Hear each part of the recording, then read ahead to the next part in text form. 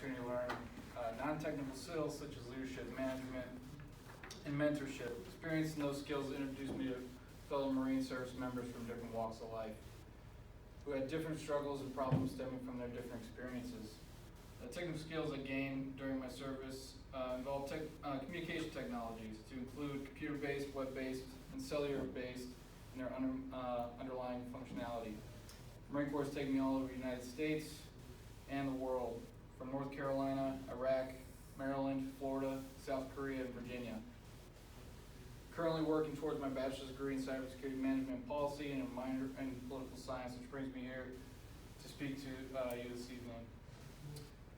The knowledge gained in my career in formal education has led me to think about not just what we know about 5G and the advantages it will bring, but how the upgrade may impact our society.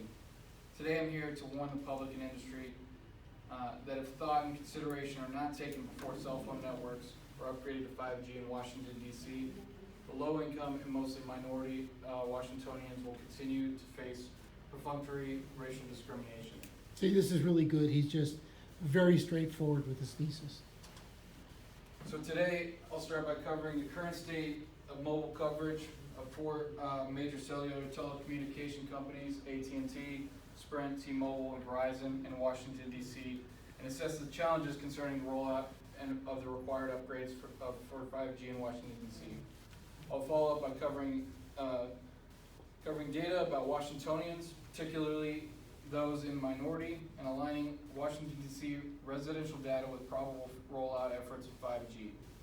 Finally, with all this information in hand, I will show you that if no action is taken this year, minority Washingtonians will continue to face racial discrimination for the sake of business profits, continuing a long-term and disturbing trend in the district. See, that's his preview. I bullied him into doing this, by the way. He's being very gracious here. With current Washington, D.C. Cellular coverage maps, there is no indication of significant cellular service gaps within the city. The propagation of current standards is suitable enough to support current regular usage needs. On the left, we see current infrastructure for AT&T, and on the right is Verizon. It appears that the focus of coverage is on the northwest part of the district. On the left is a tower map. On the left is a tower map for Sprint, and on the right, T-Mobile.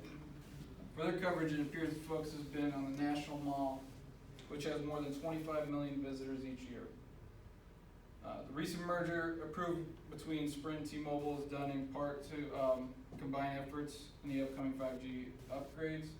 Both Sprint and T-Mobile have fewer subscribers than AT&T and Verizon, thus capital investment in the future. With this move, the new T-Mobile will be the largest carrier by subscribers in Washington, D.C. I emphasize regular usage because that's just it. The current permanent infrastructure in the district can only support regular usage, and 5G is going to change what we know as regular usage. In the coming years, we will see major shift in mobile connected devices as the Internet of Things expands to include not just traditional cell phones, tablets, and laptops. It will expand to cars, household equipment, and even construction equipment. If you spend more than a few days in the DMV, you'll be keenly aware of the significant impact that adding construction equipment to the networks would have. Recently, we've seen significant challenge to the current infrastructure without the added IoT devices that are expected to join in the coming years.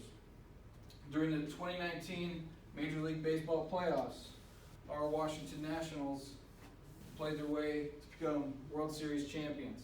See, this is really good for this audience. You know, they'll really relate to this.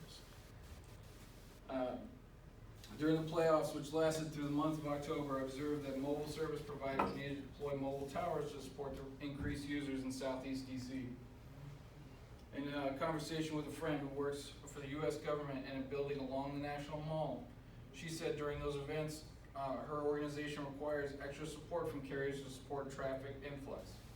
In the 2011 earthquake with a 5.9 magnitude occurred 87 miles southwest of Washington, D.C. The influx in traffic caused serious impact to all major carriers, with Verizon reporting a network outage in the district lasting 20 minutes. Our current frequency allocation in the United States is in the millimeter wave band. which is terrible.